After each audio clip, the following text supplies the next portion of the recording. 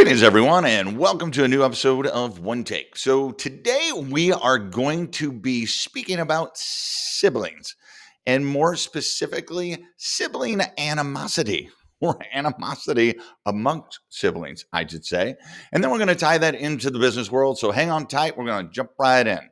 So, many of us have experienced or know someone who has a younger brother, younger sister. It's usually someone, if it's a brother, it's a younger brother. If it's a sister, it's a younger sister. So it's usually the same sex. And for some reason or another, they just don't like each other, or they don't get along as well as they should or they could. And no one could really pinpoint some motion, some time, something that happened. It wasn't like there was a sibling earthquake and the ground cracked and beat up the microphone and suddenly they were apart. It's something that usually builds up throughout time. And I read something very interesting recently that addressed that. And it spoke to the fact that many cases, parents, out of the goodness of their hearts and thinking they're doing the right thing, that when a younger sibling comes along, so say you have a daughter, and then the daughter is, 5 or 6, and then another daughter is born, because the older daughter has had a good life, or they've done these things and they've turned out well, and it's been great for them. The parents will naturally try to raise the younger daughter the exact same way.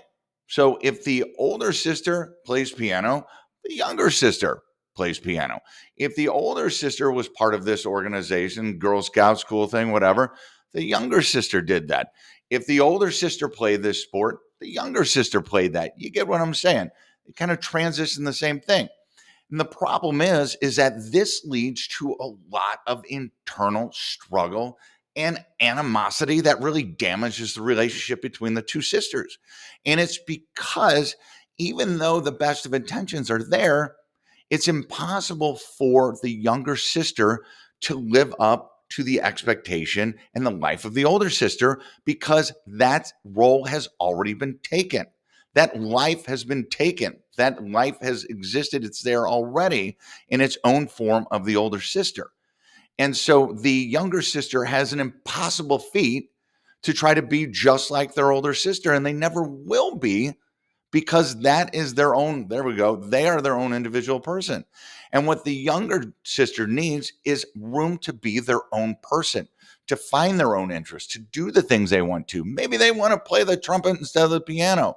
Maybe they don't want to be in Girl Scouts like the older sister did. Maybe they don't want to do this sport. They want to do a different sport.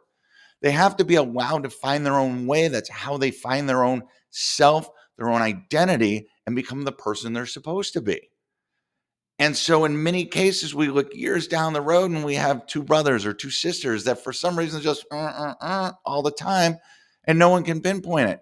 But if they look back, they go, I had to be just like you, or I had to grow up just like you, or I had to do all these things. They weren't allowed to be themselves. So, what does this have to do with business? We make this mistake many times as leaders in that we try to make the people like us. If we're developing folks and if we're successful in what we're doing or what we're leading, we try to make them like us. Or if somebody replaces someone, whether that person moved on or the person that replaced moved up in the company, we bring someone in and we want them to be just like the person before because we really like the person before and how they did things. And the reality is that is a losing battle for that person coming in because they're never going to be able to be that person because that role has already been taken by that other person. So we need to find ways to allow them to be themselves and develop the best person they can be, not make them someone else, kind of like the younger sister.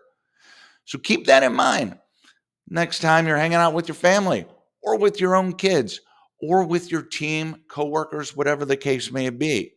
Allow people to be the best version of them and help them develop that. That's how you'll get the most out of them and they'll get the most out of their life. This has been One Take. Make it a great day. Take care.